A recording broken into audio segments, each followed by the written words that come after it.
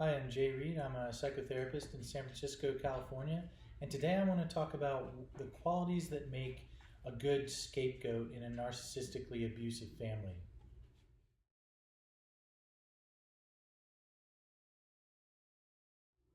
I think it bears some attention to the question of what are the qualities of a child that earmark him or her to become the scapegoat in the narcissistically abusive family. And I want to kind of propose an explanation that kind of uses one particular psychological concept that I've discussed in a prior video on why do I believe what the narcissist tells me, and link that to the selection of the child who gets targeted to be the scapegoat in the family. So just to, again, prime everyone with the psychology of the narcissistic parent, this is someone who starts with that core sense of worthlessness and remedies it by, in essence, denying that they are worthless and sort of insist, in fact, that they are more worthy than others, more special, more deserving than others, and operate in ways in the world that influence others, sometimes coerce them, to reflect that artificially inflated sense of themselves back to them. And then another component of the psychology of the narcissistic parent here is that sense of worthlessness never really goes away. It can still crop up, and when it crops up, it needs to be found, in a psychological sense, outside of the narcissist and in somebody else. And that effort and process of relocating the sense of worthlessness from the narcissist's self to the other, in this case a child, is a process called pathological projective identification. In pathological projective identification, the parent sees the child as the worthless one, and deservedly so, because often it's that a charge has been trumped up against that child.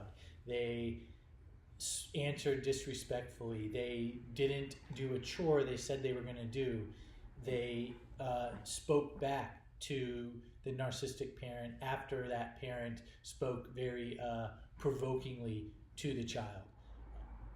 Once those charges have been drummed up, it allows the parent license to attack the child, and in that attack, the communication is, you are the worthless one. You are bad. You are undeserving of my care and attention and affection. And the process, what is happening there, is it's allowing the narcissistic parent to relocate that worthlessness into the child, and for the child to be the one who thinks of him or herself as who is worthless between the two of them. And this excuses temporarily the narcissistic parent from having to feel these feelings that the narcissist finds intolerable. Interestingly, the child in this arrangement possesses much more strength and resilience than the parent, because they are bearing the load of this sense of worthlessness which the parent is unable to. I think that a lot of the reasons why a child gets selected as the scapegoat in the family is that child's natural ways of being in the world. This is Breeza. She wants to make an appearance in the show. In any case, that child's natural ways of being in the world remind the parent of his or her own sense of worthlessness. So if a child happens to be to have a just natural sense of good feeling about themselves, laughs easily, has a sort of sense of decency, cares about the feelings of others, is, say, creative, original in their thinking, these qualities that are really true and about the child could very well kind of remind the narcissistic parent of what he or she does not possess, of his or her sense of deep worthlessness or emptiness, voidness, having not having those very qualities which seem so evident in the child. So in a way, although the child's likely blessed with these gifts, we might say outside of such a system, in this kind of system, these very gifts pose a grave risk to the child.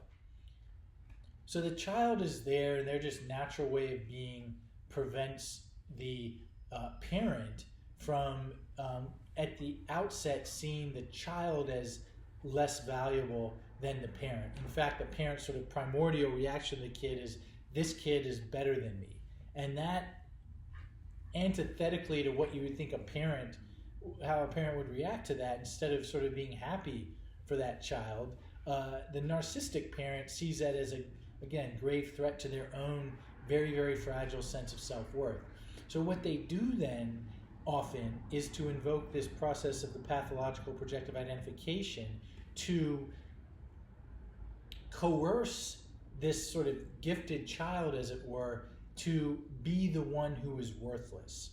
They, in spite of kind of finding that child as possessing more than the parent has, they do the process I just described to find that child, to do the opposite, to deny that the child is who the child actually is, and sees the child as the worthless one. And again, reasons are always present, that the child was selfish or acted disrespectfully, whatever it may be. But then lots and lots of really abusive tactics come into play to hammer home the point that, hey, child, if you want to share this reality with me as your parent, you need to comply with the way I'm treating you. You need to believe that you are, in fact, as worthless as I'm treating you to be. The parent may not even say you are worthless, and they may say, oh my goodness, I would never say that to my child.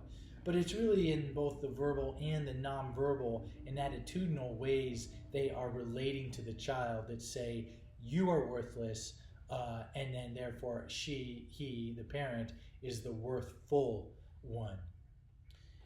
I touched on it before, but just quickly, some of the qualities that make a good scapegoated child can be sort of propensity towards fairness, really disliking injustice in the world, in the family, having a sense of sort of courageousness and willingness to speak out about that. Oftentimes, many scapegoated survivors whom I've worked with can cite times where they've just called the narcissistic parent out for their deceptive, duplicitous behavior, and how terribly that then went for the child, because the parent did not like at all a mirror being held up to their ways of being deceptive towards others and cruel in addition to others. Most importantly, what a scapegoated child has is, I think, this unyielding toughness. Because, and I think it makes psychological sense when we think of the process of pathological projective identification. Here, the parent needs to relocate their sense of worthlessness in the child, but the child needs to survive that and be able to endure it so that he or she sticks around enough so that the parent can keep relocating that worthlessness into the child and is not confronted with it themselves. The psychological sort of reservoir capacity, grit needed to endure that cannot be overstated.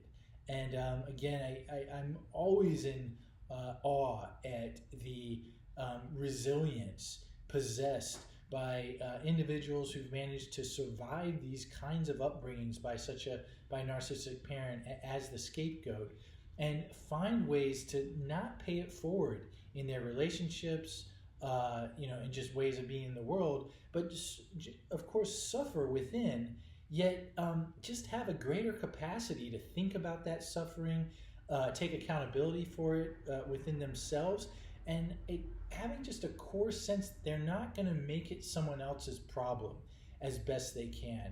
And that is, exactly what their parents failed to do. These kinds of narcissistic parents very much made it the child's problem that the parent was suffering. Well, I hope this was helpful just in kind of thinking about what contributes to the selection of the child who gets made into the scapegoat. And in essence, I think it's the very good qualities that child possesses that certainly serve them very well after childhood, yet pose a threat to the kind of emotionally fragile and frankly cruel narcissistic parent who kind of regards that in their own child. Well, thank you for watching. I hope everyone is well and healthy. In next week's video, we're going to begin to talk about the consequences of being scapegoated in the narcissistic family, and start with a discussion of the beliefs that are often adopted by children in this position to survive that, and then these beliefs later in life very much compromise their quality of life. And then once that series is done, we'll talk more about how recovery in and outside of therapy can begin to take effect as all of this gets understood.